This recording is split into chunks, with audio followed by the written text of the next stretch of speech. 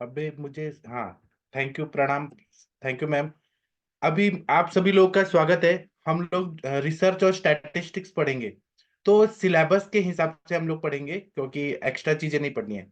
तो इसमें part A जो है रिसर्च मेथोडोलॉजी, इसमें फर्स्ट चैप्टर में definition of the term research, फिर डेफिनेशन ऑफ द टर्म अनुसंधान, फिर सी है need of research in the field of Ayurveda. ये टॉपिक आज हम कवर करने वाले हैं। फिर हम धीरे धीरे इस जो ये रिसर्च और स्टैटिस्टिक्स है, इसका हम रोज लेक्चर लेंगे। अभी बस स्टार्ट हो जाए, फिर हम रोज लेंगे।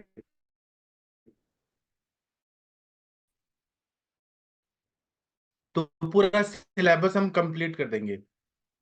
द टर्म रिसर्च, एक मिनट बस रुक जाइए। मैं आप लोग के स्क्रीन पे सब कुछ लेके आऊंगा, और फिर हम जो भी पढ़ेंगे ना, आप लोग को समझ भी आएगा, याद भी हो जाएगा। हाँ, चलिए, शशि तिवारी मैम आप पढ़ेंगी। आप सबसे इंटेलिजेंट, मैं तो पढ़ूंगा ही, मैं समझाऊंगा भी, लेकिन मैं चाहता हूँ आप लोग भी पढ़िए। यहाँ पे अनम्यूट करने का मैं ऑप्शन देता हूँ। हाँ, देखिए शशि मैम, आप अनम्यूट कर पा रही हैं?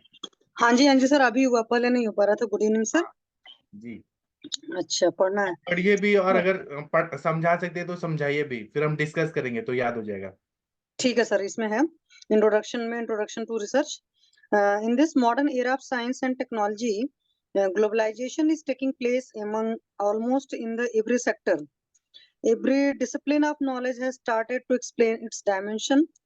People are in search of acquiring knowledge in the area of their own interest. The level of their thinking process is running longitudinally, that is from macro to micro level. तो simple सी बात है कि आज की date में हर चीज में, हर field में, साइंस हो चाहे टेक्नोलॉजी हो, हर जगह ग्लोबलाइजेशन हो रहा है। मतलब हर कोई जान रहा है हर चीज को। तो उसमें रिसर्च का वर्क का भी यही है कि अपने नॉलेज को और अच्छे से मतलब एक्वायर करना, या इन्होंने कहा micro level to macro level to micro level, मतलब स्थूल से सूक्ष्म की तरफ जो है। या रिसर्च का मतलब होता है रिसर्च, है ना। तो सिंपल सा इसमें है कि हर डायरेक्शन में, हर तरफ से किसी भी चीज के बारे में सोचना या रिसर्च करना, यही हुआ ना सिंपल सा। जी, बराबर। और फिर है research based knowledge is the key for the development in the scientific world. Therefore, the word research has got the importance in this modern time.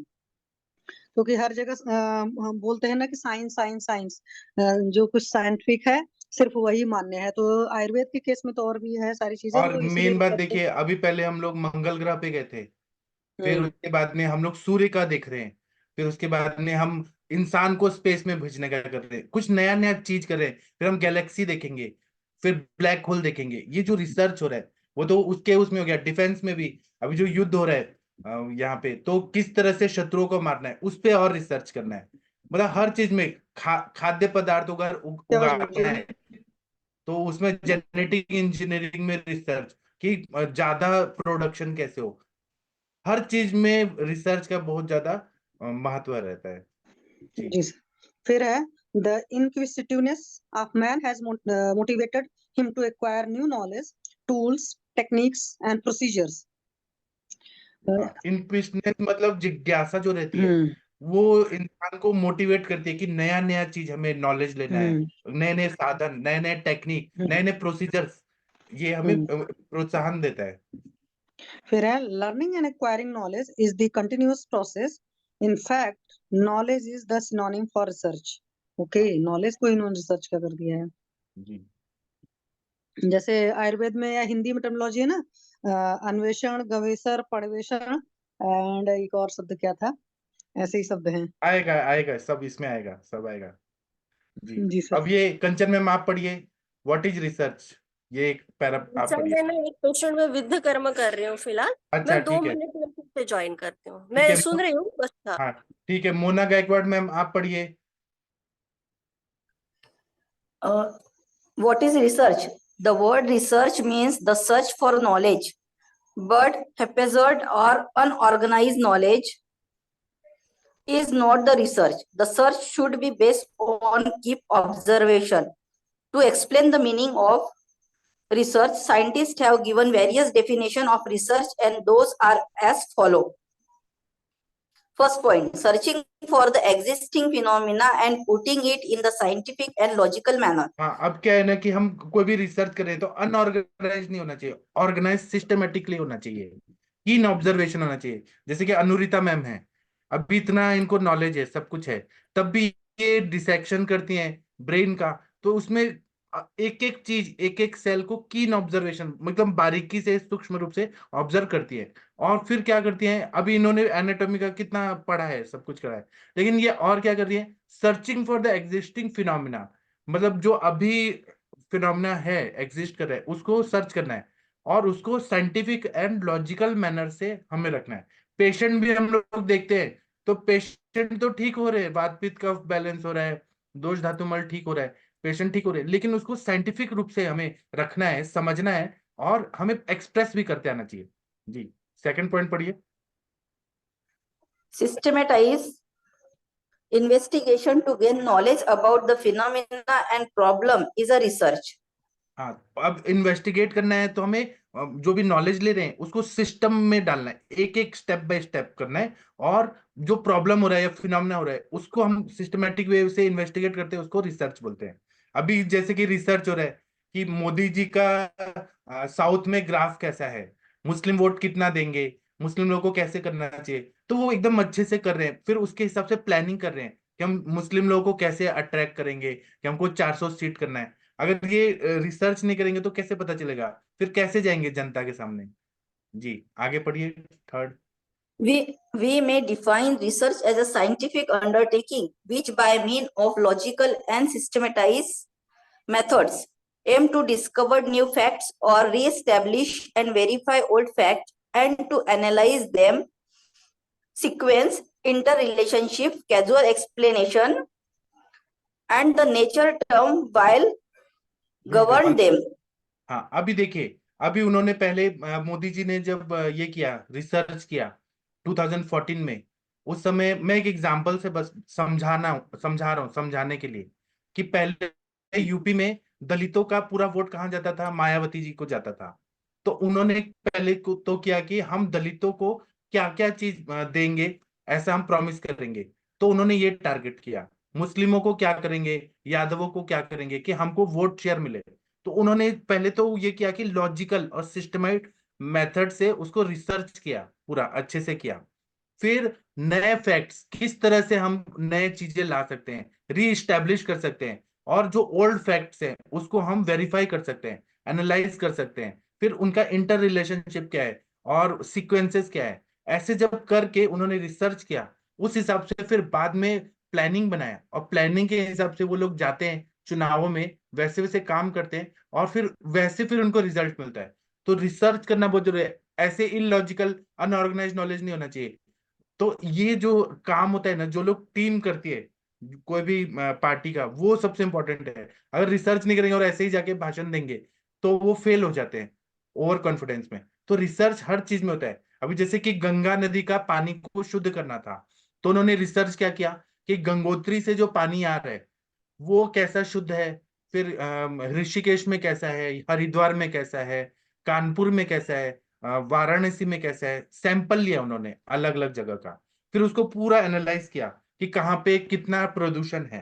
फिर उसके बाद में ये गंगा नदी में जो नाले बह रहे थे केमिकल फैक्ट्री से और गंदगी आ रही थी, और या ड्रेनेज लाइन खुला था, तो उसको पूरी तरह से कैसे बंद किया जाए, पूरा रिसर्च किया सिस्टमेटिकली, फिर उस पे काम किया गया, तो आज गंगा नदी का पानी पूरा शुद्ध हो गया है। ऐसा पूरा रिसर्च किया जाता है, यही चीज रिसर्च है। ये लास्ट वाला लाइन पढ़िए, it is clear from. It is clear from all above definition that research aim at finding out the new facts or verification of the old fact. That is invention or revalidation. हाँ, तो इसमें जो new facts है वो हमें पता लगाना पड़ता है, और जो ओल्ड फैक्ट है उसका वेरिफिकेशन करना पड़ता है। कि एक सिद्धांत है, जैसे कि पाइथागोरस थ्योरम बता दिया हमको, या फिर कोई लॉज बता दिए, न्यूटन के 3 लॉ, तो उसको वेरीफाई करना है, और न्यू फैक्ट्स हमें क्या क्या मिल रहा है वो हमें फाइंड करना है। अब जैसे कि मैं एग्जांपल देता हूँ, अभी पाकिस्तान में क्या हुआ कि फाइनेंशियल ग्रोथ पूरा डाउन हो गया, तो वहां पे ये रिसर्च वगैरह कुछ नहीं करते हैं, वो बस इंडिया की बुराई करेंगे, ये करेंगे, वो करेंगे। तो जब रिसर्च नहीं करेंगे कि हम कहाँ कम हैं, हमें क्या करना चाहिए, तो फिर पूरा देश ही गरीबी में चला गया। तो ये बहुत जरूरी है, कोई भी देश देश हो या कहीं पर भी। अभी मैं भी अगर अपने पेशेंट देखता हूँ, सॉरी, मैं यहाँ पे लेक्चर लेता हूँ, तो आप कभी भी देखिएगा मैं यहाँ एनालिसिस करता हूँ, कितने व्यूज है, कितने लाइक्स है, कितने कमेंट्स है, कितने लोग देख रहे हैं, कितने लोग नहीं देख रहे हैं, मुझे और क्या इंप्रूवमेंट करना चाहिए। तो ये सब जब हम करते हैं तो हम और अच्छा आगे बढ़ते हैं। अगर मैं केवल अपने आप को सोचूं कि मुझे तो सब कुछ आता है, मेरा तो सब सुन रहे हैं, तो फिर इंप्रूवमेंट नहीं होगा। रिसर्च का बहुत ज्यादा इंपॉर्टेंस रहता है। ठीक है, अब हम आगे बढ़ते हैं। कंचन मैम, आपका विद कर्म हो गया तो आप यहाँ पढ़ सकती हैं, नहीं तो कोई और पढ़िए। Shashi ma'am, Aarti ma'am, definitions of the term research, ये पढ़ना है। जी सर, हाँ, मैं पढ़ूं कि कोई और पढ़ रहा है? आप पढ़िए और अर्थ भी बताइए, थोड़ा समझा समझा के बताइए। ठीक है। It is an organize search for knowledge. तो ज्ञान के लिए जो है ऑर्गेनाइज है, मतलब रैंडम इधर उधर कुछ भी नहीं करेंगे। एक प्रॉपर सीक्वेंस होगा, उस सीक्वेंस के अकॉर्डिंग करते हैं। जैसे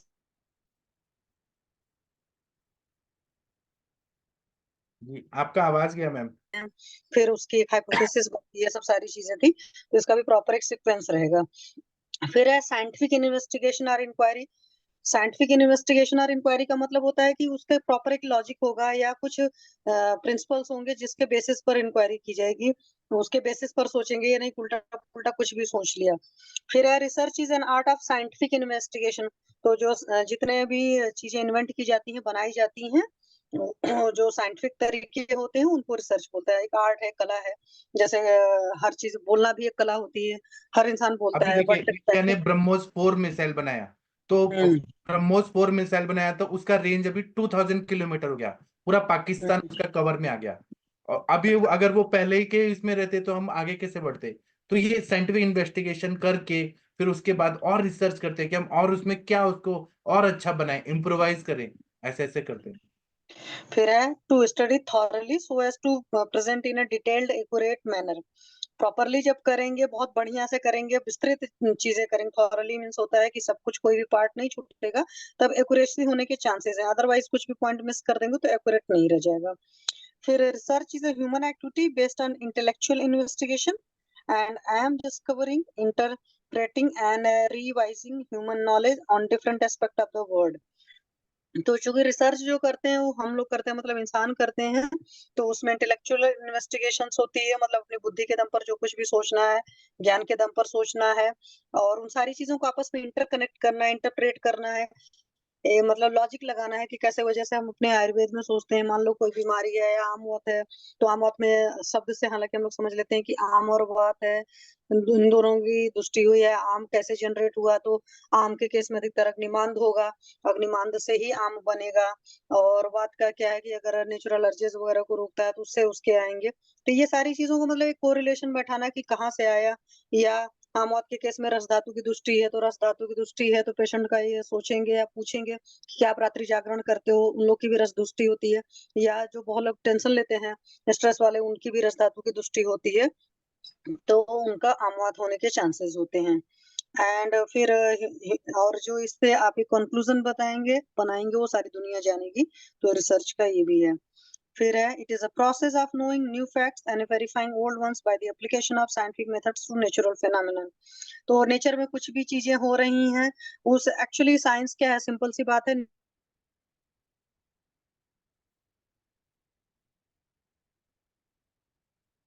मैम, आपका आवाज चला गया, शशि मैम का आवाज चला गया, नेटवर्क प्रॉब्लम है।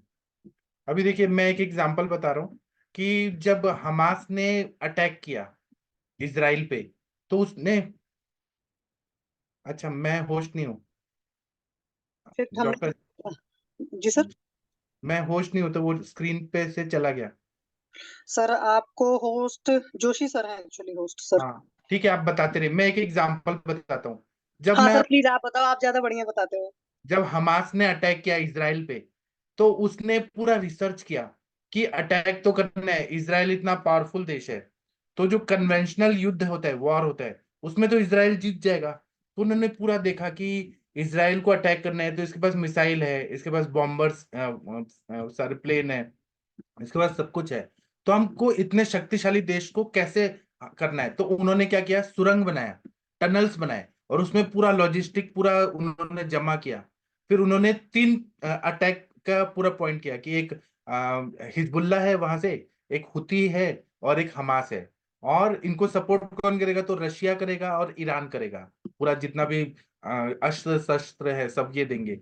और तब उन्होंने इसराइल पे अटैक किया। ऐसे ही नहीं किया है, ये कोई भी काम करने के लिए हमें पूरा रिसर्च करना पड़ता है, इन्वेस्टिगेशन करना पड़ता है, इन्वेस्टिगेट करके। अब इसीलिए 6th पॉइंट है, क्लोज एंड केयरफुल स्टडी।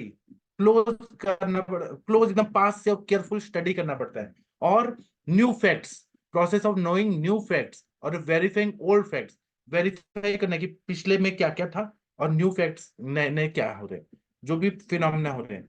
और दूसरा है कि 8th नंबर पढ़िए मैम, शशि मैम बहुत अच्छा पढ़ रही है। शशि मैम नहीं पढ़ रही है, शायद अनम्यूट नहीं कर पा रही है। 1 मिनट रुकिए, ये एक मैं पढ़ मिनट। लेती हूँ। हाँ, आप पढ़िए और समझाइए भी। सर आप कंचन मैम, जैसे समझाते हो ना वो ज्यादा समझ में आता है, हम तो सिंपल अर्थ बताते हैं, तो प्लीज आप, मतलब हम लोग तो पढ़ ही रहे हैं लेकिन आप एक्सप्लेन करो, क्योंकि आपका तरीका फिर वो ज्यादा दिमाग में बैठेगा। हाँ मैं तो बताऊंगा। और मैम कंचन मैम, मैं आपसे प्रॉमिस करता हूँ मैं पूरा रिसर्च स्टैटिस्टिक्स पूरा सिलेबस कंप्लीट करूंगा। फिर आप एग्जाम में थैंक यू सारा सो आंसर भी मच बोलेंगी, सर। वाइवा में आपको फुल मार्क्स मिलेंगे। जी। Thank you sir. आप 8वें कंचन मैम नंबर का 8th और पढ़ना है ना? 9th पॉइंट पढ़िए, फिर मैं अर्थ बताता हूँ। जी sir. Scientific research is a systematic, controlled, imperial, and critical investigation of hypothetical propositions about the presumed relation among the natural phenomena. हाँ, इसका मतलब क्या है कि Ninth. साइंटिफिक रिसर्च जो होता है ये सिस्टमेटिक कंट्रोल स्टडी रहता है। इतने लोगों में, 30 लोगों में, 40 लोगों में एक कंट्रोल स्टडी रहता है। इंपेरिकल मतलब 1 2 3 नंबर हम देते हैं कि इतना। जैसे कि हमास के पास 1,000 सैनिक हैं, इसराइल के पास 5,000 सैनिक है या 1 लाख सैनिक है, तो इसमें हम नंबर देते हैं। फिर क्रिटिकल इन्वेस्टिगेशन, क्रिटिकल मतलब एक एक चीज को बारीक रूप से। फिर hypothetical preposition about the presume relation. अब मतलब हाइपोथेसिस क्या होता है कि हमास जीत सकता है इसराइल पे युद्ध करके, एक हाइपोथेसिस बनाया। अब जीतने के लिए हमें क्या क्या चीजें करनी है। तो ये जो रिलेशन होता है, एक तो पहले हाइपोथेसिस बनाना कि हम जीत सकते हैं, उसको हम बोलेंगे कि एक उन्होंने सिद्धांत बनाया। अब उसको अच्छे से करने के लिए क्या क्या करना पड़ेगा अमॉन्ग द नेचुरल फिनोमेना। तो ये साइंटिफिक रिसर्च होता है। जी, आगे 9th पढ़िए।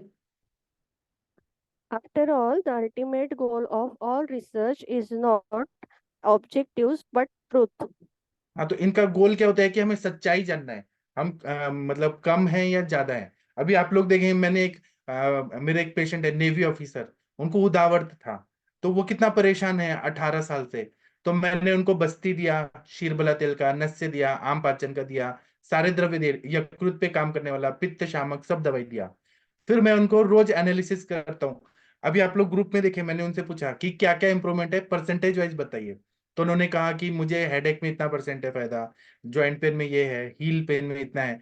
तो इससे मुझे समझ आ रहा है कि मेरा दवाई जा रहा है, कैसे कैसे संप्राप्ति भंग हो रही है, कैसे से वायु निकल रहा है।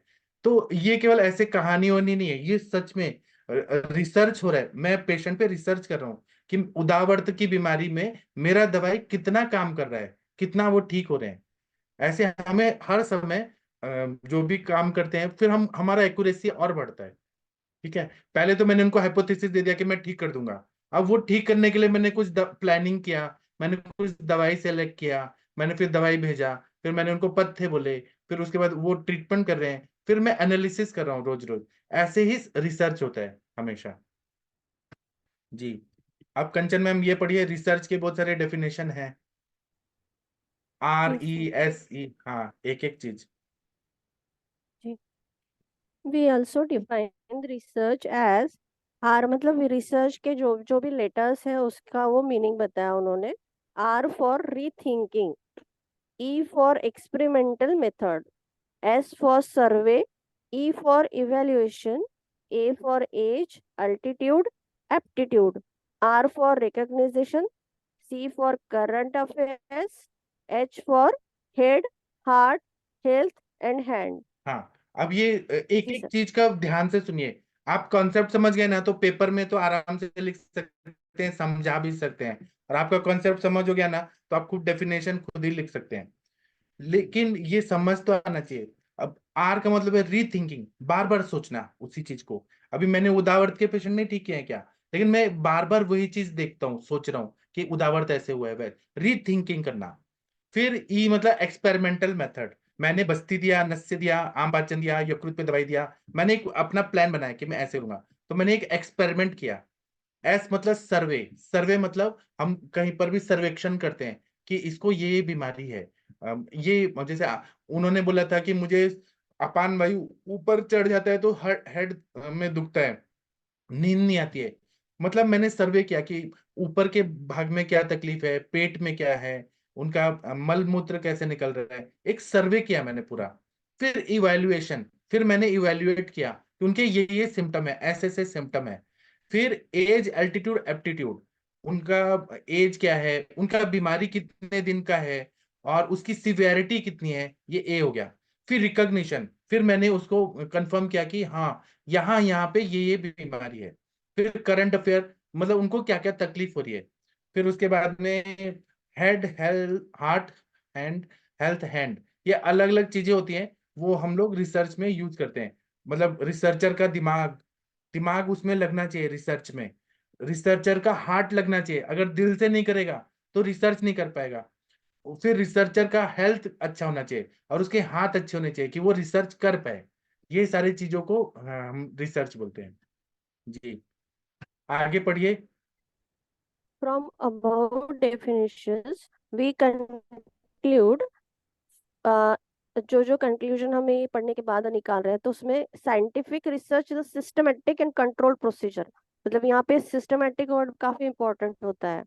Systematic and control procedure.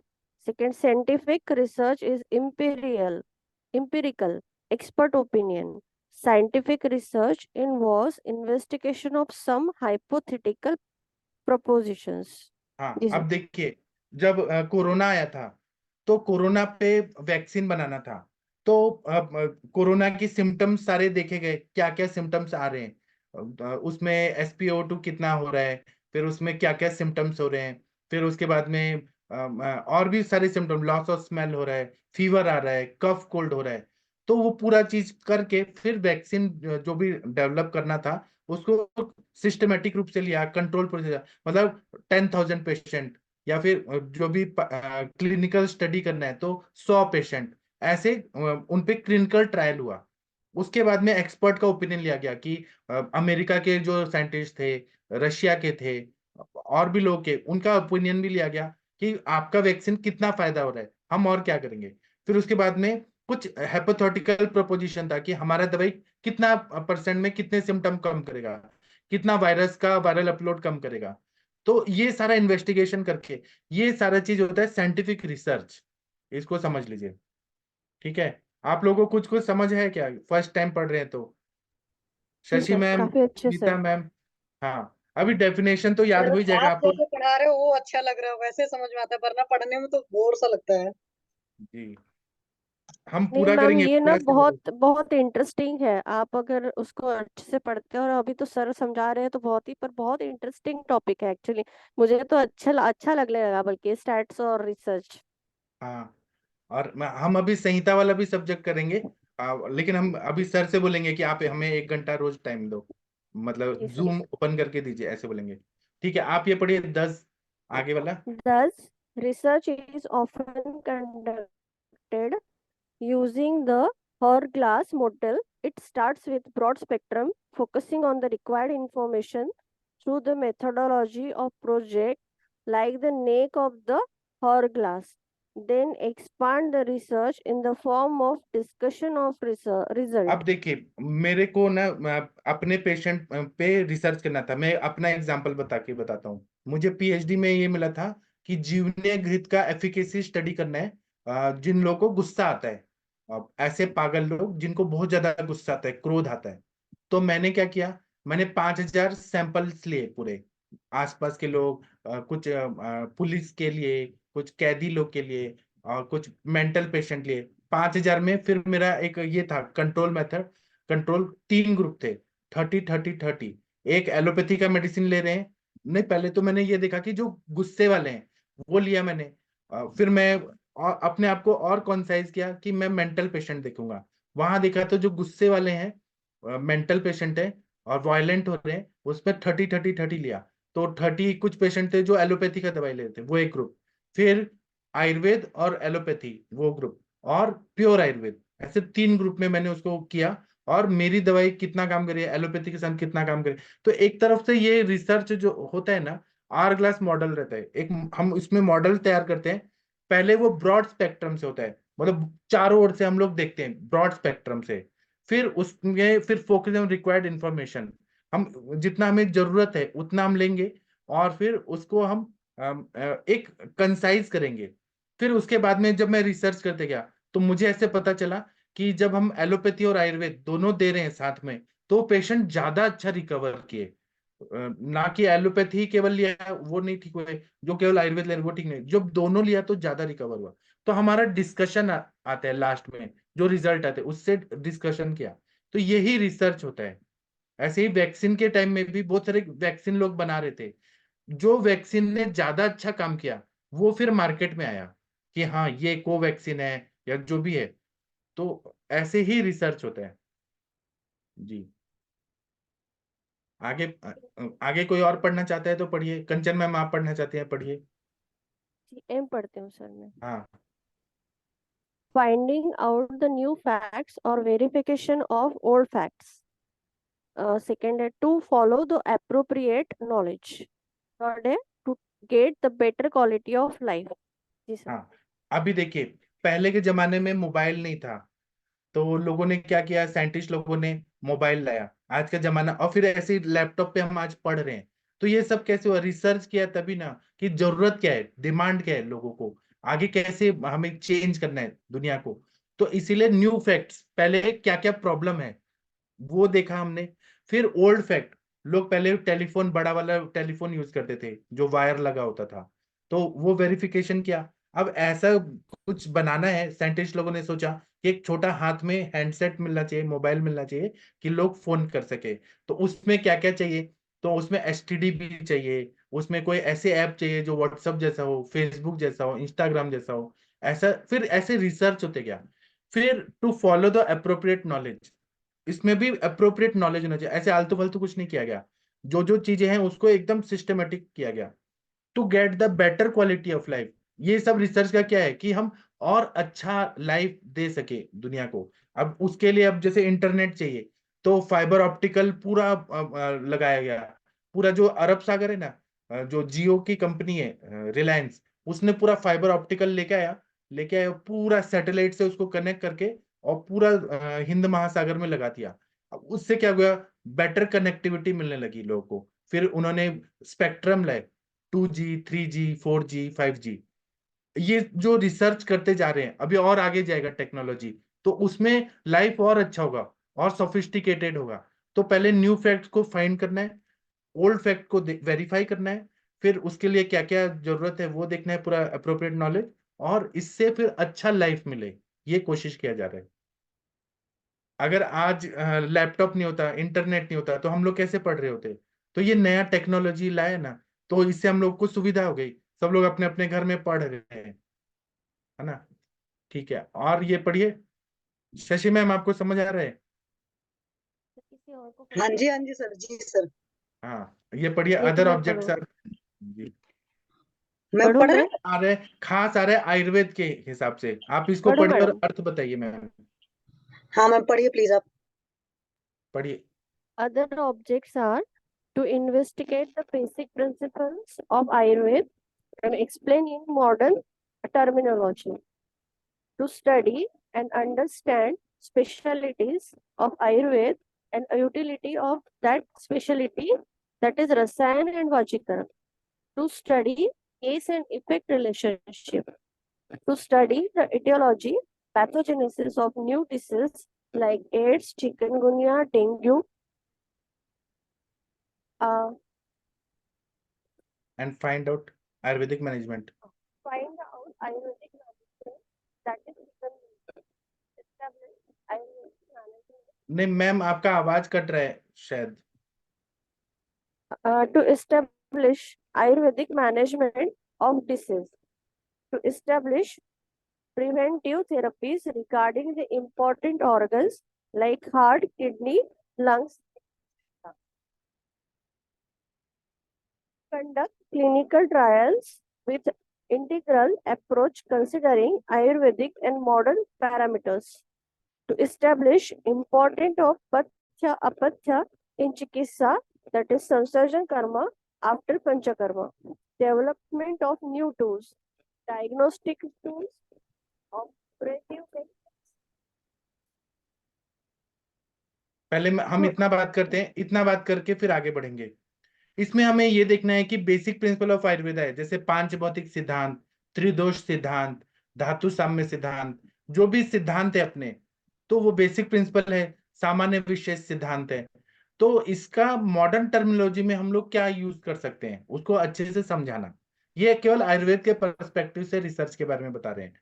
इसी तरह से आयुर्वेद के स्पेशलिटीज हैं, जैसे कि Ayurveda in cancer, Ayurveda in AIDS, Ayurveda in PCOD, Ayurveda in fibroids, Ayurveda in gynaecological disorders, जो आयुर्वेद का स्पेशलिटी है। इसी तरह से रसायन और वाजीकरण इन्होंने एग्जाम्पल दिया है, उसका कितना ज्यादा इंपॉर्टेंस है। जो बड़े बड़े डिजेनरेटिव डिसऑर्डर्स हो रहे हैं बुढ़ापे का, जैसे Alzheimer disease, Parkinson disease, multiple sclerosis, motor neuron disease, सारे ऑटो इम्यून डिजीजेस जो हैं, जिसका इलाज नहीं है आज दुनिया में, लेकिन आयुर्वेद में है। तो ये आयुर्वेद की स्पेशलिटी है, तो उसको स्टडी करना अच्छे से, उसको समझना, ये रिसर्च है, इसके ऑब्जेक्टिव्स हैं। फिर to study cause and effect relationship, जैसे कि हम लोग हेतु देखते हैं, क्या हेतु है और उससे क्या लक्षण आ रहे हैं, कार्य क्या है, कारण क्या है, कारण क्या है, कार्य क्या हो रहा है, तो इसको बोलते हैं कार्य कारण भाव, कॉज एंड इफेक्ट रिलेशनशिप। ठीक है। फोर्थ नंबर हो रहा है टू स्टडी इटियोलॉजी, जो मैंने बताया कि हेतु देखना है, पैथोलॉजी ऑफ न्यू डिजीजेस, संप्राप्ति देखना है, नए नए बीमारियां, अभी समय के हिसाब से नई नई बीमारियां हो रही है, जैसे एड्स हो रहा है, चिकनगुनिया हो रहा है, डेंगू हो रहा है, तो उसका आयुर्वेदिक मैनेजमेंट क्या है। तो हमारे सर ने कैसे बनाया कि संदिग्ध संधिपात का क्वाथ है, त्रिभुवन कीर्ति है, फिर चंपकादि अगध है, उसमें से आयुर्वेद से ढूंढ ढूंढ के निकाला है और एक फॉर्मूला बना दिया। तो यही आयुर्वेदिक मैनेजमेंट होता है। अब जैसे कि मनीषा मैम ने कोई पेशेंट को ठीक किया, तो मनीषा मैम क्या करती हैं, हेतु निकाल रही हैं, फिर उसके बाद में संप्राप्ति निकाल रही हैं, और कोई नई बीमारी आ रही है उसमें भी हेतु, संप्राप्ति, दोष दूष्य समूर्छना कैसे हो रही है, और उसका आयुर्वेद से चिकित्सा। अब जैसे कि मनीषा मैम ने कुछ दिन पहले, आप लोग को याद होगा, एक पेशेंट को ये था भगंदर टाइप कुछ तो फोड़ा हुआ था। मनीषा मैम आप हैं क्या? मनीषा मैम, वो जो केस आपने सॉल्व किया था वो बताइए, उसको कैसे मैनेज किया था आपने, वो जो जी नीचे। सर, जी सर। हाँ बताइए। प्रणाम सर। ये फिस्टुला का केस था सर। हाँ जी। 30-year-old यंग मेल था, और वो उसको काफी स्ट्रेस भी था। वो आईएएस का भी एग्जाम देना था, सारी चीजें उसके बर्डन थे, और बहुत पेन था। तो उसके वुंड्स को हम लोगों को बाहर करना था। तो आयुर्वेद में उल्टीस की बहुत अच्छी व्यवस्था है, और सर ने भी बहुत अच्छा बताया। मेथी का एक नई नई चीजें मिल जाती हैं, तो हरिद्रा और मेथी से उसका पेन भी सबसाइड होता है, और वायु भी वहां से रिलीज होकर के, और जो गांठ बन गया था वो फटा, और 2-3 दिन में ही फट गया। और फिर इसके बाद करीबन मैंने एक सप्ताह तक उसको प्रक्षालन किया, और जो उसमें से निकलता था पस, ब्लड, ये सारी चीजें मैं उसको डेली क्लीन करती थी, ड्रेसिंग करती थी।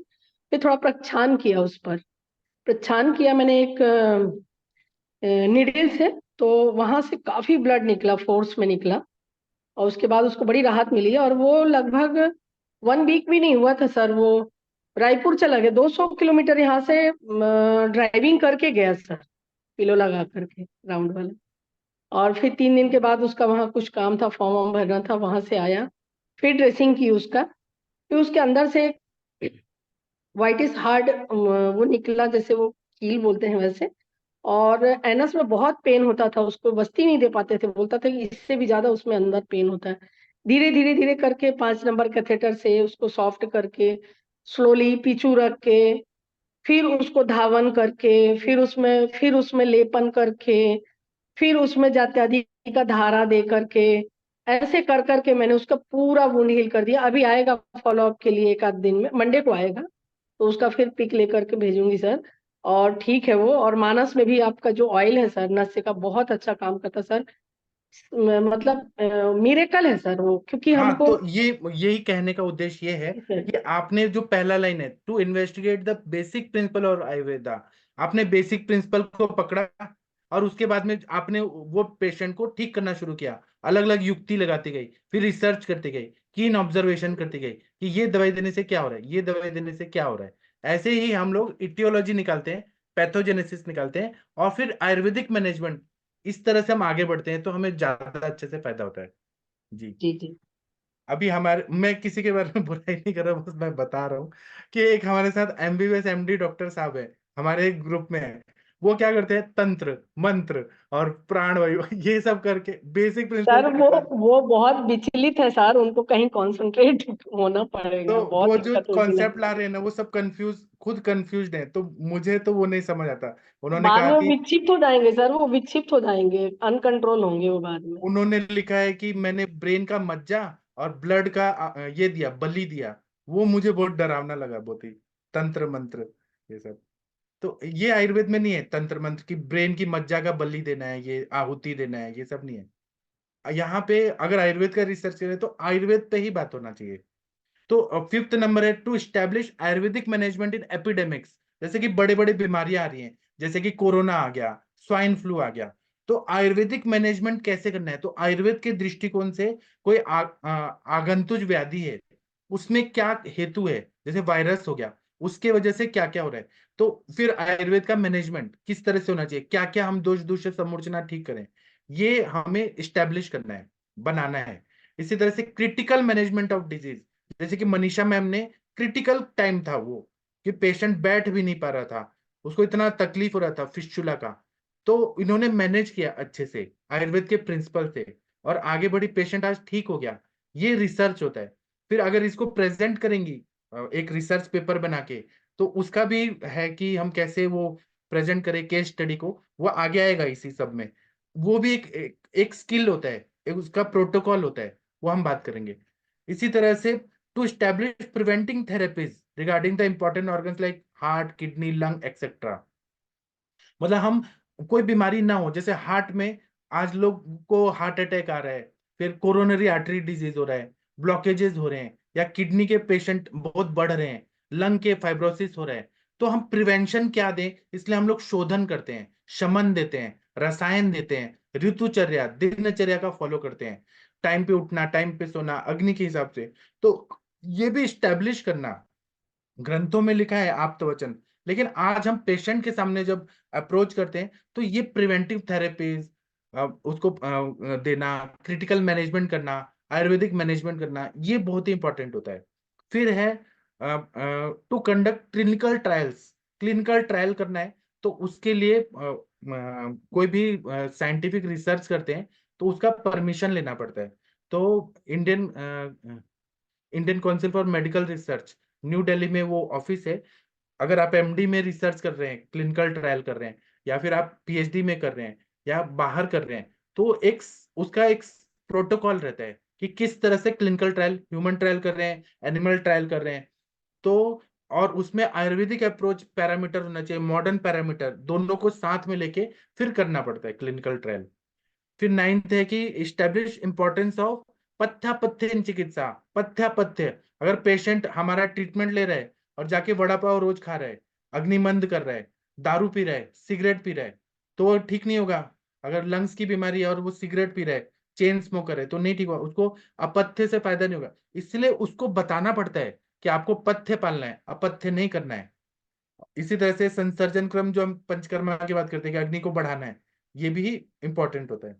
फिर है development of new tools, diagnostic tools, operative techniques.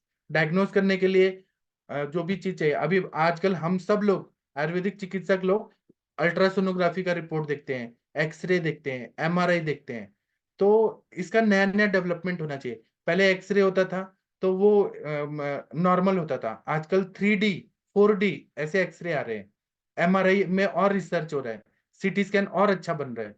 और ऑपरेटिव टेक्निक्स भी पहले क्या होता था कि लेप्रोस्कोपिक हो जाता था, फिर उन्होंने क्या किया, रिसर्च किया कि लेप्रोस्कोप के साथ, टेलीस्कोप के साथ वीडियो में लगा दिया, कैमरा लगा के, और वो टीवी के स्क्रीन पे दिखता है। तो ऑपरेटिव टेक्निक्स में भी रिसर्च हो रहा है, अलग अलग रिसर्च हो रहा है। तो ये भी इंपॉर्टेंट है बहुत सारा। अब ये 11, 12, 13, 14 आगे कौन पढ़ेगा?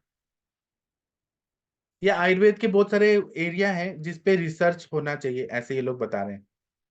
कोई पढ़िए please. Mona ma'am, Kanchan ma'am, Shashi ma'am, Aarti ma'am, कोई पढ़िए जी सर।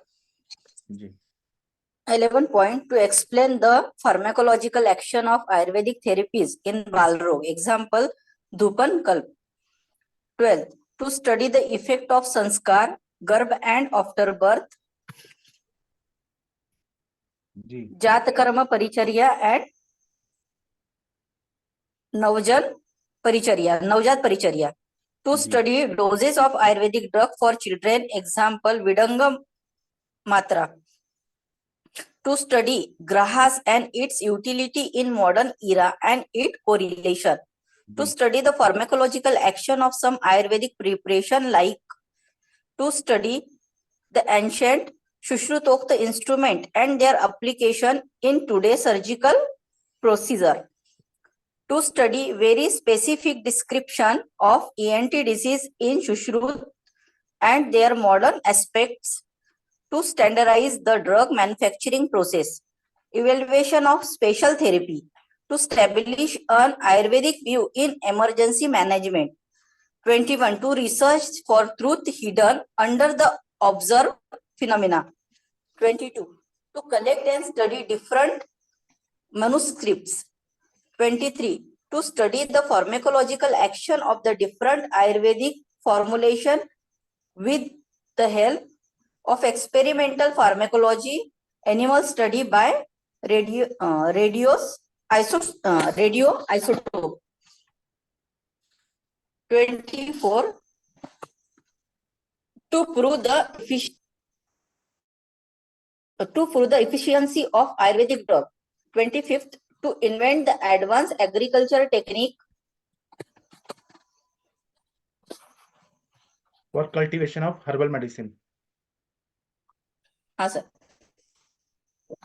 हाँ And cultivation of herbal medicine. 26. To standardize and evaluate the shelf life of Ayurvedic drugs.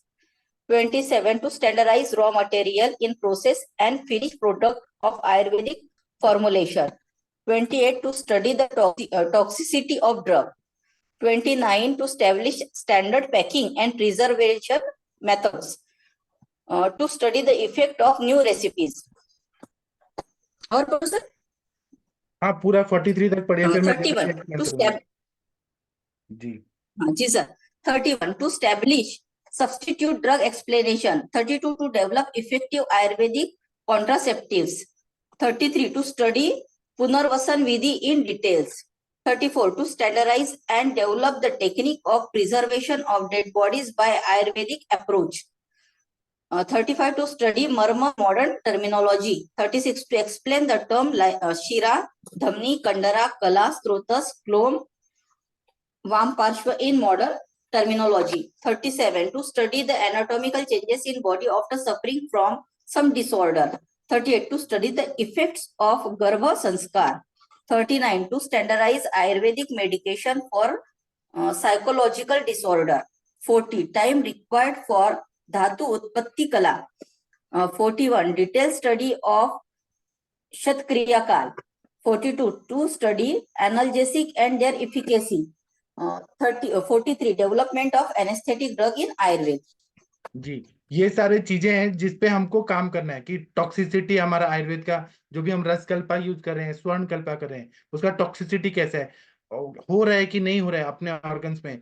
तो उसके लिए पूरा जो हम यूरिन टेस्ट, CBC सब कराते हैं, वो देखना होता है। रॉ मटेरियल का स्टैंडर्डाइजेशन होना चाहिए, उसको बनाने का विधि स्टैंडर्डाइज्ड होना चाहिए। बनाने के बाद उसका जो भी टेस्ट होता है, क्रोमेटोग्राफी वगैरह आगे आएगा सिलेबस में। तो जो भी टेस्ट है, लैब टेस्ट, वो सब देखना मेडिसिन का। और shelf life of Ayurvedic drugs, मतलब हमारा जो एक्सपायरी नहीं होना चाहिए। जैसे कि हमने गोली बनाया, चूर्ण बनाया, तो उसका एक्सपायरी कितना है, शेल्फ लाइफ सबसे इंपॉर्टेंट है, वो स्टैंडर्डाइज करना। मेडिसिन जब कर रहे हैं तो एग्रीकल्चरल टेक्निक्स क्या होना चाहिए, आयुर्वेदिक ड्रग्स का एफिशिएंसी कितना है, वो सब, ये सारा चीज है। एनाटॉमी में बताया कि सीरा क्या है, धमनी क्या है, उसको अच्छे से समझना। फिर कंडरा क्या है, कला क्या है, स्त्रोतस क्या है, क्लोम क्या है, वाम पार्श्व क्या है, मॉडर्न में उसको क्या बोला जाता है। फिर गर्भ संस्कार जो है वो सच में फायदा कर रहा है क्या, क्योंकि आजकल बहुत सारे कंजेनेटल एनोमलीज हो रहे हैं, गर्भ संस्कार कर रहे हैं तो उससे फायदा हो रहा है कि नहीं हो रहा है। ये सारे बहुत सारे जगह है, फील्ड है जिसपे और रिसर्च होने की जरूरत है, ये इन्होंने बताया। अब ये कोई और पढ़िए, मोटिवेशंस ऑफ रिसर्च, कोई पढ़िए please. Shashi ma'am, Kanchan ma'am, कोई पढ़िए।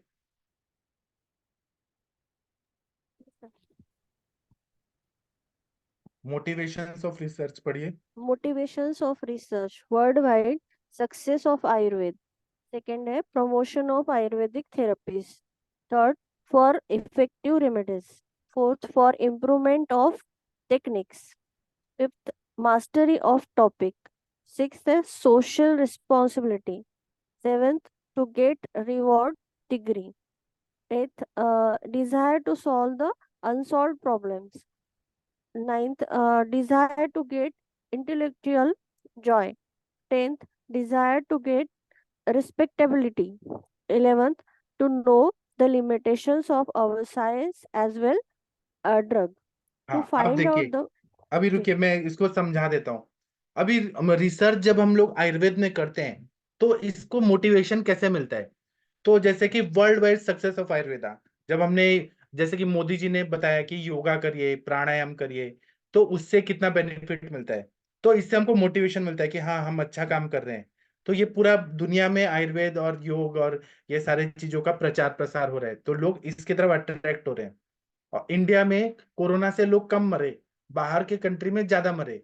आयुर्वेद वालों ने आयुर्वेदिक दवाइयां शुरू की, इंडिया वालों ने सबकी, साथ में वैक्सीन भी लिया, तो इससे लोग अट्रैक्ट हुए कि हाँ इंडिया में ऐसा भी चीज है।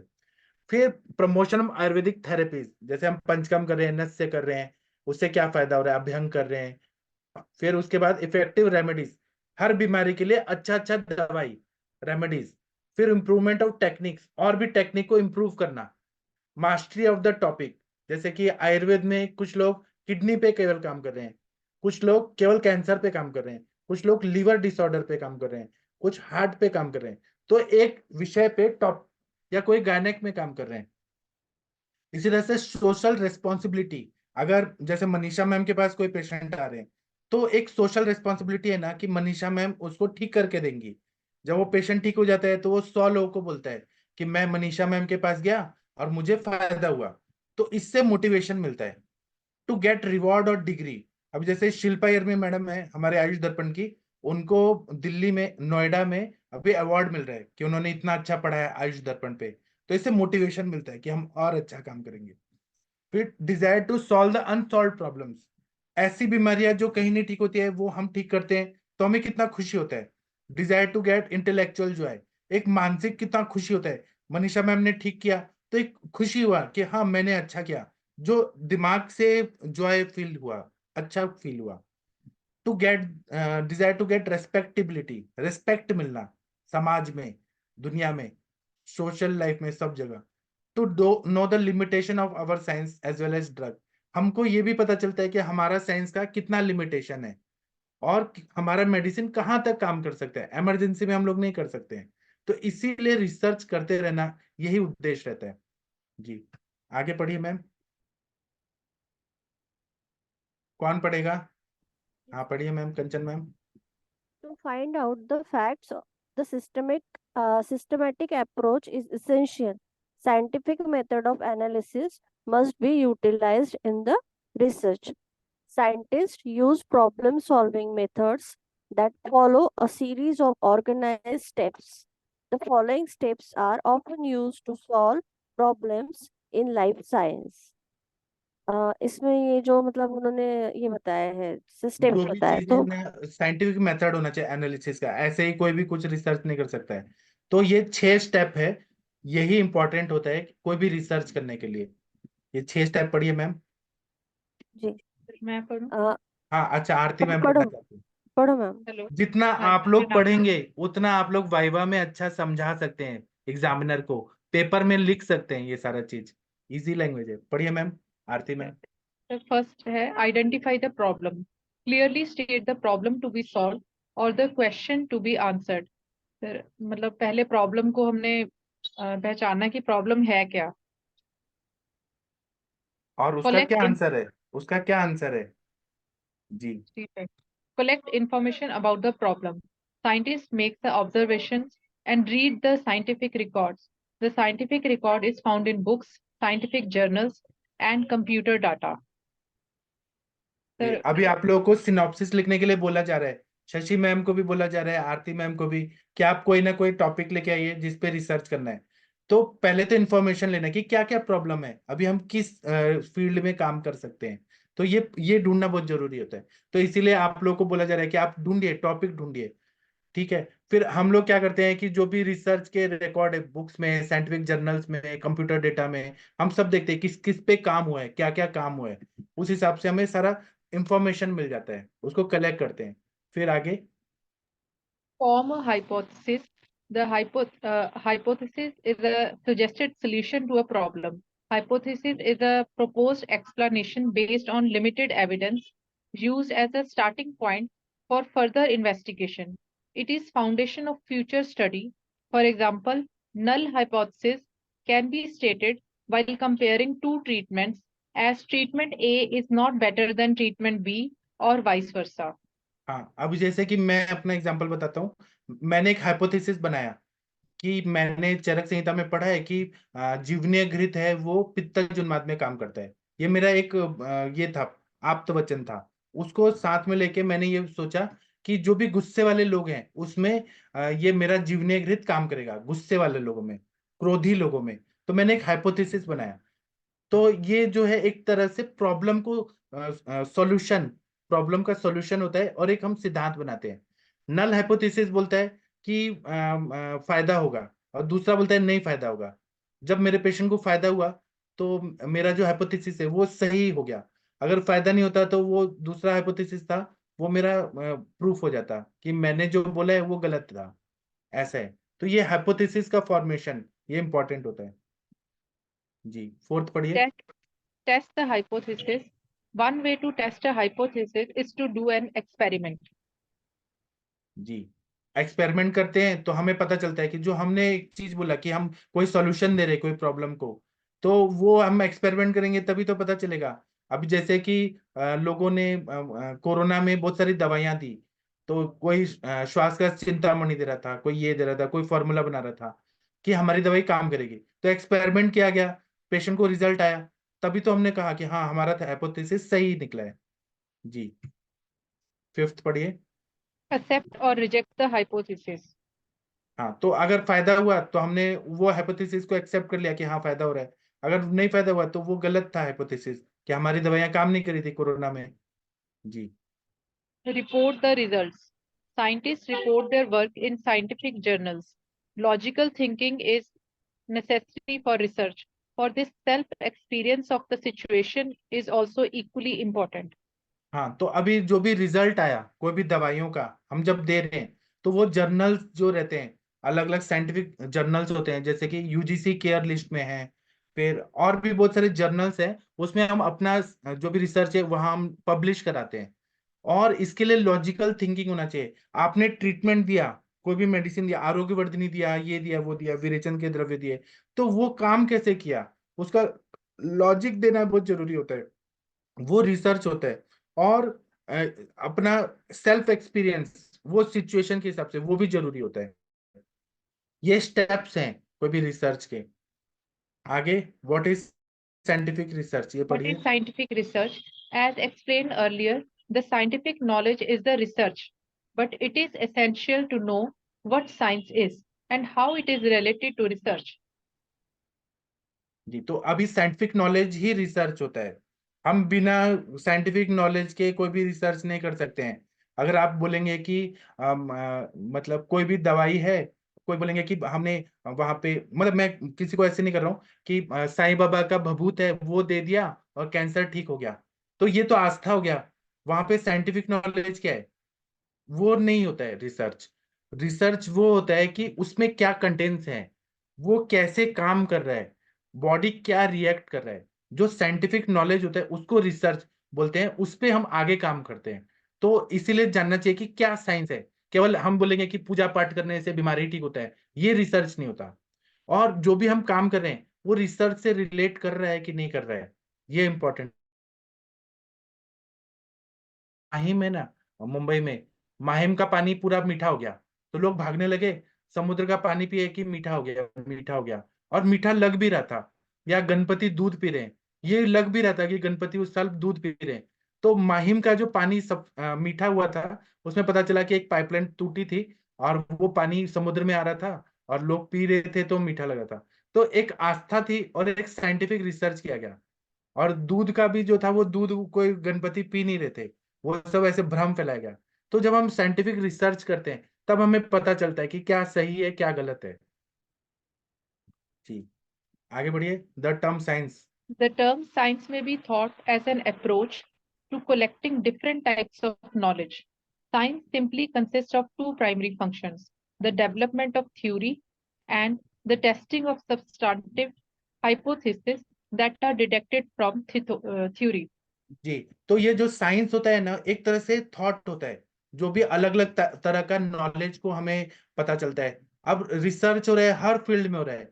हम वॉर के जो इक्विपमेंट वेपन्स बना रहे हैं उसमें रिसर्च हो रहा है, मेडिकल लाइन में हो रहा है, फार्मा कंपनीज में हो रहा है, मोबाइल के कंपनी में हो रहा है, एसी में हो रहा है, बल्ब में हो रहा है। अभी पहले बल्ब कैसा आता था, आजकल का बल्ब कैसे है, एलईडी बल्ब। ये मोदी जी ने किया कि कंजम्पशन कम हो और ज्यादा रोशनी मिले।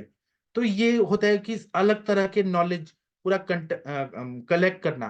तो the development of the theory, इसके दो फंक्शन होते हैं, कोई थ्योरी को डेवलप करना और जो भी हाइपोथेसिस है उससे रिलेटेड, वो थ्योरी से किस तरह से डिडक्ट करके हमको एक एक एक प्रामाणिक चीज को प्रूव करना है वहां पे। यही साइंटिफिक रिसर्च होता है। जी, आगे पढ़िए। Theory Theory establishes. establishes the cause and effect relationship. Scientists कार्य devoted कारण और कार्य का जो रिलेशन है, कार्य कारण भाव। कॉज मतलब कारण, किस चीज से क्या हो रहा है, और इफेक्ट क्या हो रहा है, वो रिलेशनशिप। जी। Scientists devote their efforts to develop, to use, and to modify and correlate the theories. Those who engage in pure research devote their energies to the formation and deformation of theories and may not be concerned with their practical application. जी, पूरा complete करिए फिर मैं बताता हूँ। However, when a theory has been established, it may suggest many applications of practical values. Theories about relationship between position of Earth and other moving celestial bodies were essential to the successful launching and return of man-made space vehicles.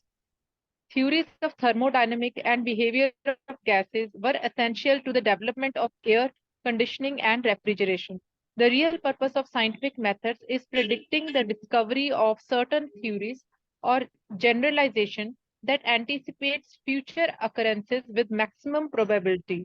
A theory is an attempt to develop a general explanation for some phenomenon. जी, तो ये जो scientist लोग होते हैं ना, वो बहुत ज्यादा रिसर्च करते रहते हैं, पूरा एफर्ट दे देते हैं डेवलप करने का, उसको यूज करने का, मॉडिफाई करने का, जो थेरीज है उसके साथ को रिलेट करने का। अब जैसे कि ये हमको सैटेलाइट भेजना था, व्हीकल भेजना था मून में, या फिर हमें मार्स पे भेजना था।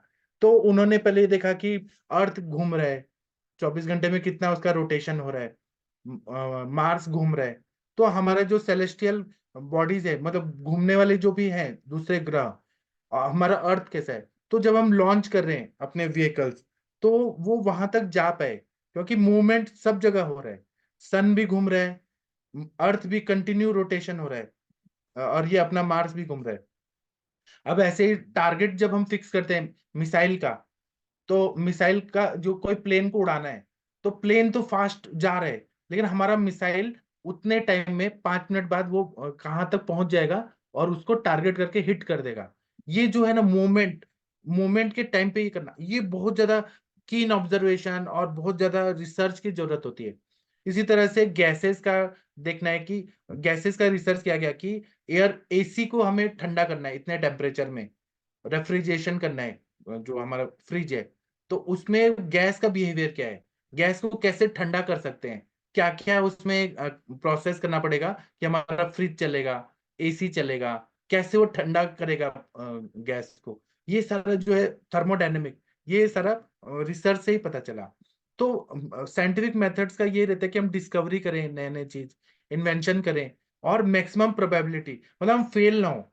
जैसे कि मोबाइल है, मोबाइल में, एक मोबाइल में इतनी सारी चीजें हैं, इतनी सारे फीचर्स हैं, तो मैक्सिमम प्रोबेबिलिटी की तरफ हम जाते हैं कि वो सारी चीजें हमें मिल जाए वो सिर्फ। तो इसीलिए और ये जो थ्योरी होता है वो एक अटेम्प्ट होता है कि हम सबको बता सकें कि ये फिनोमिना हो रहा है, ये सारा चीज। ठीक है, आगे पढ़िए, फिर खत्म होने वाला है ये चीज सब। Characteristics of research. Research aims at finding out the new facts. It is directed towards the solution of the problem. The ultimate goal is to discover the cause and effect relationship. The research is based on the distinct, systematic, and precise knowledge. Research is logical and objective in orientation. It emphasizes the development of generalizations. The research is based on observable experience or empirical evidence. Research demands accurate observations and description. Researchers use quantitative measures devices when possible. They may choose a qualitative description of their observation whenever necessary. Trial and error is often involved. Research is rarely a blind, shotgun investigation. Research requires expert personnel in the respective fields. Research involves the quest for answer to unsolved problems. Research requires a lot of patience. It is rarely spectacular, and researchers may expect disappointment and discouragement. Research is carefully recorded and reported.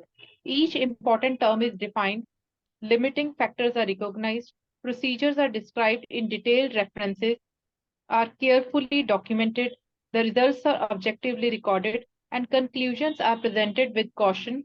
The written report and accompanying data are made available to the scrutiny of the scholars.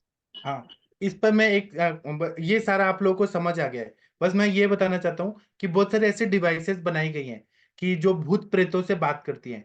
तो वो अंधेरे में जाते हैं, कोई किले में जाते हैं, शमशान में जाते हैं वो लोग, और वहां पे लगा देते हैं और आत्मा को बुलाते हैं, और वो डिवाइसेस में एक्टिविटी देखते हैं, क्या आवाज हो रहा है, उससे वो देखते हैं। तो कभी कभी उनको डिसअपॉइंटमेंट होता है, डिस्करेजमेंट होता है, और लेकिन जो भी कर रहे हैं वो साइंटिफिक करते हैं। और रिसर्च जो होता है ब्लाइंड होता है, शॉटगन इन्वेस्टिगेशन होता है, कभी इसमें फायदा भी हो सकता है, सक्सेस भी मिल सकता है, फेलियर भी मिल सकता है, लेकिन जो भी चीज है ऑब्जर्वेशन एक्यूरेट मिलता है, उसको डिस्क्राइब कर सकते हैं, उसको क्वांटिटेटिव मतलब 1 2 3 नंबर दे सकते हैं मेजरिंग डिवाइसेस से कि कितना क्या हो रहा है। ये एकदम सिस्टमेटिक नॉलेज होता है, ये कैरेक्टरिस्टिक होता है रिसर्च का। ठीक है, आगे पढ़िए। Quality of research student, please कोई पढ़िए। शशि मैम आप पढ़ेंगी? आपको कैसा लग रहा है शशि मैम रिसर्च का ये टॉपिक? अच्छा, आरती मैम आप ही पढ़ेंगी, आप पढ़ दीजिए। Quality of research student. The research student should be scholarly and logical thinker. He should be imagined with the highest integrity, that is willing to spend long hours. He should be very sincere in his work. Research student should keep an optimistic approach. Summary. Optimistic मतलब positive सोचने वाला, ऐसा नहीं कि वो हार मान जाए। ऑप्टिमिस्टिक मतलब पॉजिटिव सोचने वाला चाहिए, उसको सिंसियर चाहिए, और वो बहुत घंटों लगा दे। आप लोगों को मालूम है जब ग्रेज एनाटॉमी लिख रहे थे डॉक्टर ग्रे, तो पूरा लाइफ उन्होंने केवल डिसेक्शन किया और लिखते गए, यहाँ ये है वो है, पूरा लाइफ, और तब उन्होंने एनाटॉमी का बुक लिखा। वो सपने में जागते सोते केवल एनाटॉमी एनाटॉमी एनाटॉमी करते रहे। ऐसा होना चाहिए, मतलब ये जो चीज बताइए ना, लॉजिकल स्कॉलरी ये सब होना चाहिए। समरी पढ़िए ma'am. Summary. Research is systematic activity, and that is directed towards the discovery and development of an organized knowledge. It is the step-by study where every step has its significance. Research utilizes the method of science. We are going to study those methods in the next chapter. Research, re plus search, determination, searching for existing phenomena, analyzing in scientific ways of analysis, causes, similarity, differences, identification of the effects, causes to effect, perspective study, effects to cause, retrospective study. अभी देखिए हम हेतु देखते हैं, कोई भी चीज का हेतु क्या है, तो हेतु से ये व्याधि हो रही है।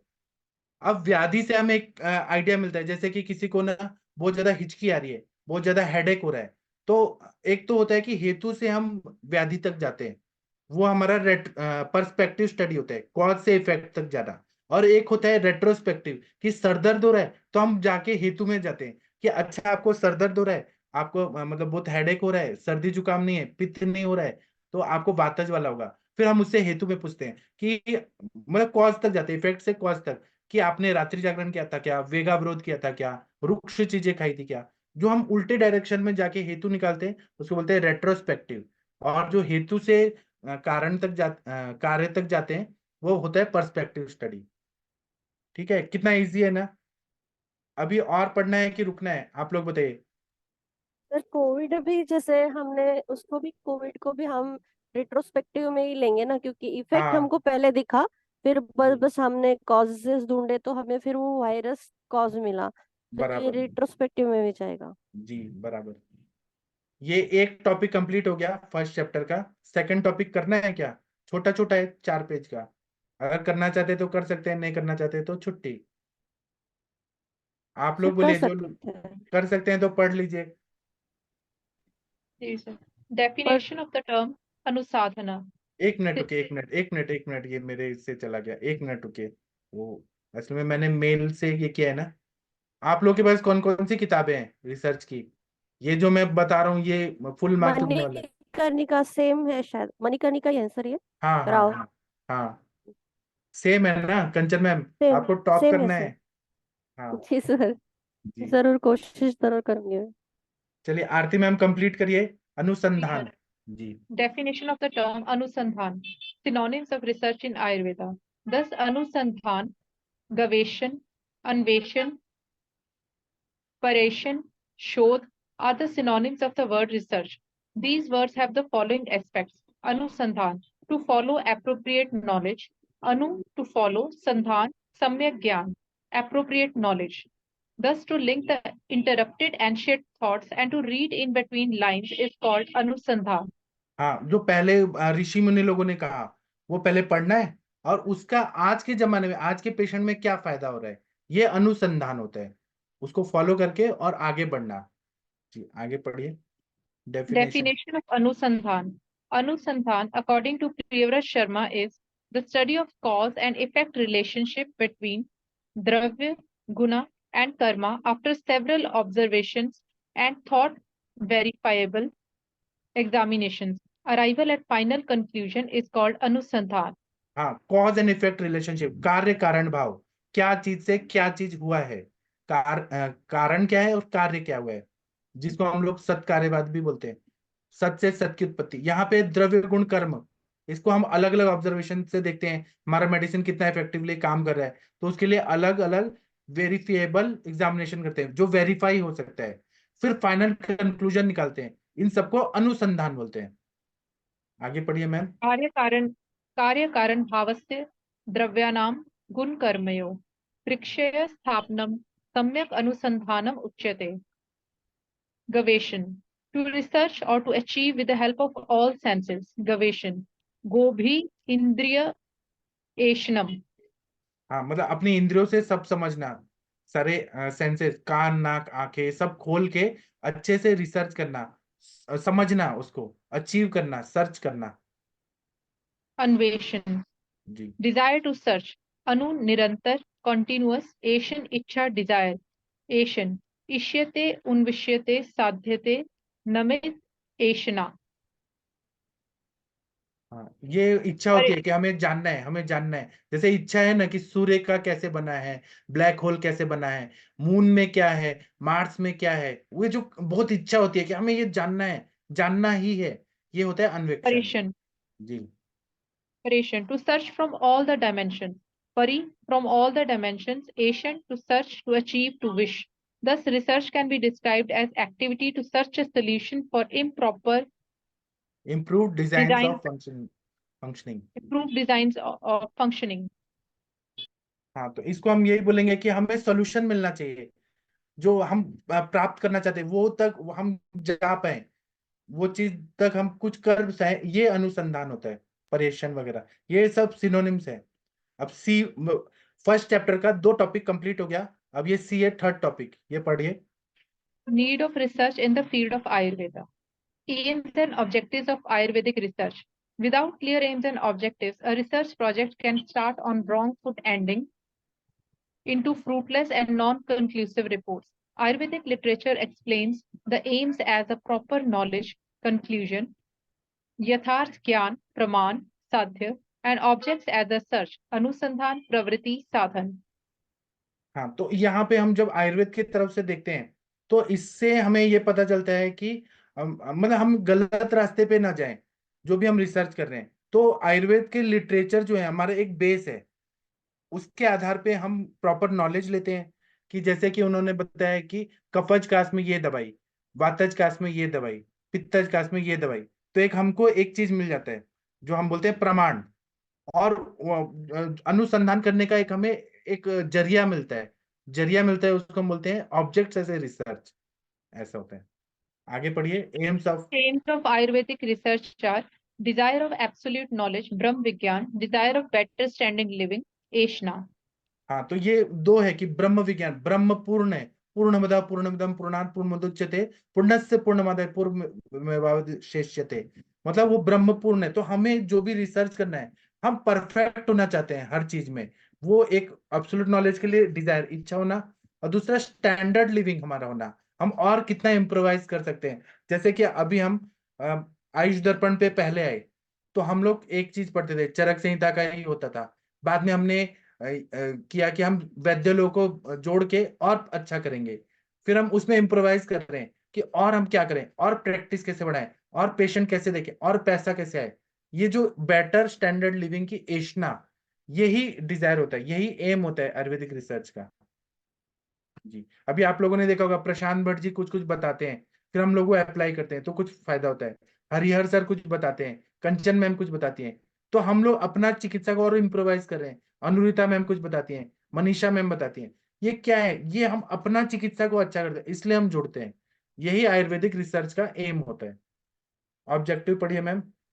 Objects of Ayurvedic research are maintenance of health and treatment of diseases is the main objective. Dhatu Samya Kriya Cha Ukta Tantrasya Asya Prayojanam.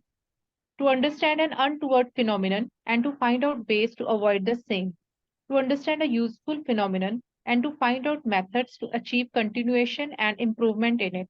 To investigate the principles of Ayurveda and find out ways of practical application to suit it to the modern lifestyle, to prove Ayurvedic principles from a modern point of view, to elaborate and explain Ayurvedic principles for establishing Ayurveda as a global science, to study the cause and effect relationship, Karya Karan Sambandh, for proper understanding of Ayurvedic concepts, to search for truth hidden under the observed phenomenon, for example, Avaran Gyan, to find the solutions for current problems like autoimmune diseases, sound and air pollution, etc.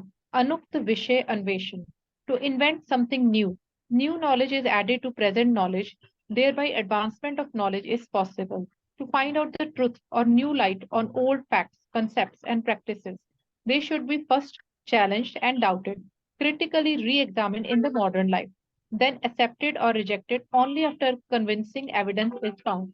हाँ, तो हम जब भी research कर रहे हैं तो हम उसको कोई भी चीज कर रहे हैं तो चैलेंज करते हैं, कोई चीज को डाउट करते हैं कि ये होगा कि नहीं होगा, फिर क्रिटिकली री एग्जामिन करते हैं मॉडर्न लाइफ के हिसाब से कि वमन हमने कराया तो वमन से ये बीमारियां ठीक होंगी क्या, तो पहले हम चैलेंज करते हैं कि वमन से होंगी, कभी हम डाउट करते हैं, फिर उसको फिर री एग्जामिन करते हैं, आज के जमाने में, आज के परिप्रेक्ष्य में अगर फायदा हो रहा है तो हम एक्सेप्ट करते हैं, नहीं तो रिजेक्ट करते हैं कि ये दवाई हमारा काम नहीं कर रहा है, इसको छोड़ो, हम आगे बढ़ते हैं, ऐसा होता है। जी, कोई और पढ़ना चाहे तो पढ़ सकते हैं, अगर मैम थक गए हैं तो, नहीं तो पढ़ना है तो पढ़िए मैम। 12 13 अभी खत्म होने वाला है, एक पेज और है बस। In understanding Ayurvedic science, some points may need elaboration because many times topics either have a short description or less clarification. Avyakt, Anukt, Leshukt. Some may even raise doubts. Sandigdh Arth. All these points can be made clear and understood by intelligent persons with the help of techniques of expositions, tantra yukti, or scientific presentation. To understand things in their right perspective, this is called pratipati. जी आगे Ayurvedic drug research. Aims and objects of Ayurvedic drug research: to standardize Ayurvedic raw drugs, to standardize drug dose administration time, to standardize the drug manufacturing process, to standardize final product, to identify and standardize the controversial Sandigdha Dravya in Ayurveda, to formulate new drugs from Ayurvedic texts and prove their efficiency. अब देखिए Aims Ayurvedic raw drugs आप ले रहे हैं, जैसे शतावरी ले रहे हैं, आप अश्वगंधा ले रहे हैं, तो उसका एक स्टैंडर्डाइजेशन होना चाहिए कि हम कैसा ले रहे हैं. मोटा होना चाहिए, रस विपाक वाला चना. सूखा ले रहे हैं क्या, मतलब 10 साल पुराना ले रहे हैं क्या. एक स्टैंडर्डाइजेशन अच्छा से होना चाहिए. उसका डोज और कितना टाइम में कब दे रहे हैं, अपान काल में दे रहे हैं, व्यानोदान काल में दे रहे हैं, समान काल में दे रहे हैं. और फिर वो जब मेडिसिन बन रहा है, अवलेह बन रहा है, तेल बन रहा है, उसका भी एक मैन्युफैक्चरिंग प्रोसेस का स्टैंडर्डाइजेशन होना चाहिए. नहीं तो कोई कैसे भी कुछ भी बनाएगा, एक्सपेरिमेंट करे, ऐसा नहीं होना चाहिए. उसका प्रोटोकॉल होना चाहिए. जो फाइनल प्रोडक्ट है वो कितना कड़वा है, तीखा है. बहुत कड़वा चीज बनाएंगे, पेशेंट ले ही नहीं पाएगा, तो क्या फायदा. तो उसका फाइनल प्रोडक्ट का भी स्टैंडर्डाइजेशन होना चाहिए. जैसे भस्म बनाते हैं, तो जो बोला है निश्चंद्रिकत्व, वारितरत्व, निमज्जत्व, और जो भी बताया है, वो एक फाइनल प्रोडक्ट का स्टैंडर्डाइजेशन. और जो संदिग्ध द्रव्य है, हम जाते हैं पहाड़ों में, इतने सारे वनस्पतियां मिलती हैं, हमें मालूम नहीं है, तो बहुत सारे संदिग्ध द्रव्य हैं, उसको समझना, आइडेंटिफाई करना, उसको स्टैंडर्डाइज करना, और नए ड्रग बनाना, नए नए चीजें बनाना. जैसे ग्रंथिरज फॉर्मूला है, उसको वो दवाई लिखा है, लेकिन हमने ग्रंथिरज फॉर्मूला को जब दिया, मेंसेस अच्छे आने लगे, तो हम उसका ये एफिशिएंसी बता रहे हैं कि ग्रंथिरज फॉर्मूला से मेंसेस आ रहे हैं. और इससे और क्या ऐड करते हैं, नाकेशर, त्रिकटु, भारंगित, और अच्छा हो रहा है. ये चीज आयुर्वेदिक ड्रग रिसर्च में होता है. अब ये आगे पढ़िए, BC. Aims and objectives of Ayurvedic literary research: collection of critical revised edition of available manuscripts, cataloging of original manuscripts related to Ayurveda, classification of the available ancient original Sanskrit literature related to Ayurveda. The traditional facts and theories can be re-examined and re-evaluated. Their validity should be re-established scientifically to put forth practical applications of the basic principles. हाँ, तो अभी Aims and objectives. हाँ, अभी मैं 1 minute बता रहा हूँ. जो भी हमारे पास ग्रंथ हैं, चरक, सुश्रुत, वाग्भट, ऐसे बहुत सारे पांडुलिपियां हैं, हस्तलिखित बहुत सारे चीजें हैं, उन सबको कलेक्ट करना, उसका रिवाइज एडिशन देख के पढ़ना, उसको कैटलॉग करना अच्छे से, आयुर्वेद में क्या क्या चीजें हैं. फिर उसको क्लासिफिकेशन करना, जो भी संस्कृत लिटरेचर है, जैसे वाल्मीकि रामायण है, पुराण है, ब्राह्मण ग्रंथ है, उपनिषद ग्रंथ है, उसमें आयुर्वेद के क्या क्या लिटरेचर है. ये हमारा रिसर्च होता है, लिटरेरी रिसर्च, जो ग्रंथों का अभ्यास होता है. और अभी एक वैद्य जो अभिजीत सराफ जी हैं, उन्होंने क्या किया कि स्त्री वैद्यों का पूरा कलेक्शन किया कि कौन से ग्रंथ में स्त्री वैद्यों के बारे में लिखा है, ऐसे सारा कलेक्ट किया संस्कृत में, हिंदी में, और उसको एक बुक बनाया. तो ये जो है कि हमारे आयुर्वेद की क्या क्या चीजें कहाँ कहाँ मिला है, ये लिटरेरी रिसर्च होता है. फिर उसको री एग्जामिन करना, री इवेल्युएट करना, री स्टैब्लिश करना कि हाँ, स्त्री वैद्या लोगों ने इतने काम किए थे उस जमाने में भी. और उसके बाद में बेसिक प्रिंसिपल को हमें अप्लाई करना, प्रैक्टिकली जो है वो सच में काम कर रहा है कि नहीं कर रहा है. ये लिटरेरी रिसर्च का एम्स ऑब्जेक्टिव होता है. अब clinical research. Aims and objectives of clinical researches in Ayurveda: to assess the results of different types of Ayurvedic treatments given in classical texts, to search the etiological factors with Ayurvedic perspective for various diseases, to evaluation of Ayurvedic therapies on the basis of their effects and side effects, conducting clinical trials with integral approach, considering Ayurvedic as well as modern parameters.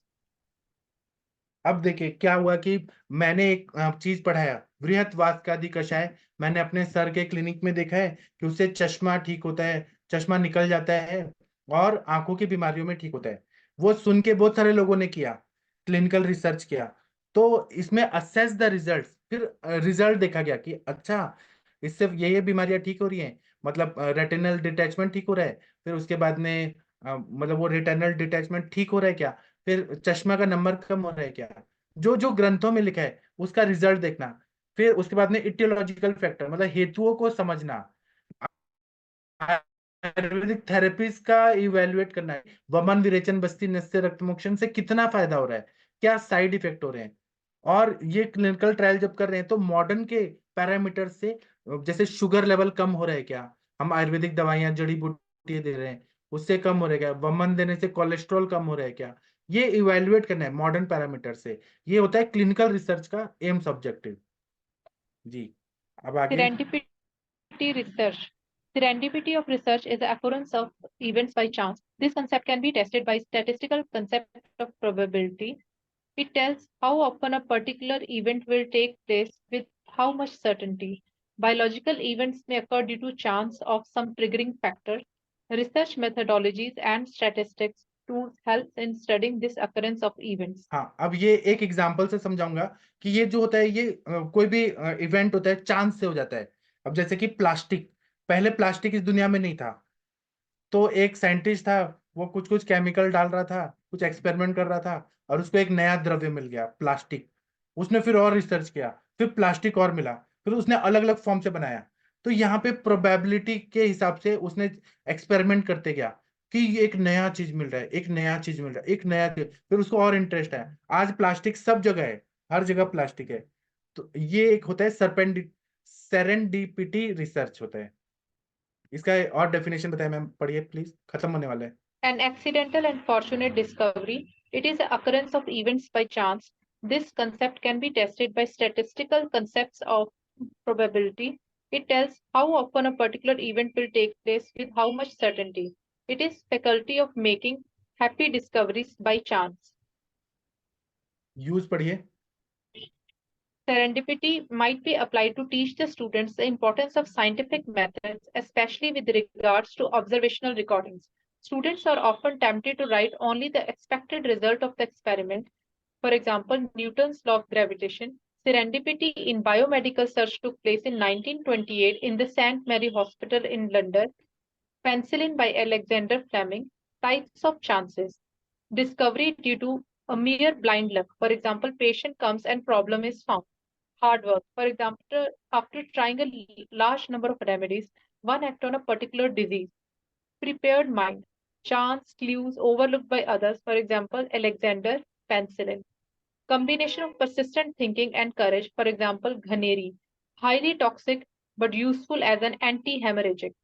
हाँ अब ये जो research है ना, एक experimental research होता है।